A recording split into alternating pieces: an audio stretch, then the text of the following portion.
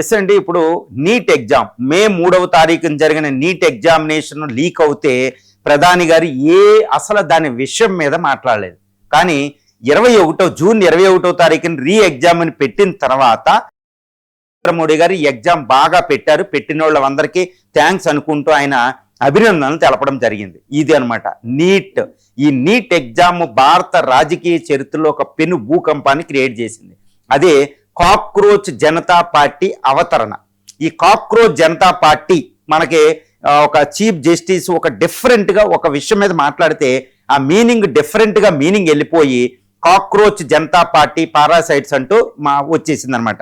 ఈ వచ్చిన దానికి ఈ నీట్ ఎగ్జామ్ లీక్ అవడం అనేది ఒక సొమ్మురు లాంటిది అనమాట, ఒక ఆయుధాన్ని ఇచ్చింది.